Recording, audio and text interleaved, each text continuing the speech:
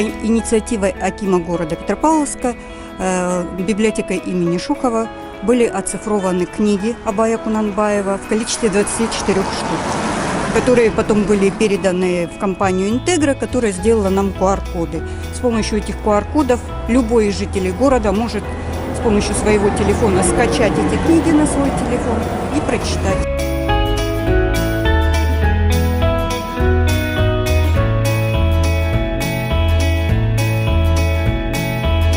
Абайдың 175 жылдығына орай осындай стендтер қойылғаны өте жақсы деп ойлаймын. Себебі қазіргі кезде барлығы да заманауи технологиямен байланысты. Сол себепті осылай жастардың рухани жаңғыруына байланысты осылай стендтер қойылып жатқаны бәрімізге пайдалы деп есептеймін.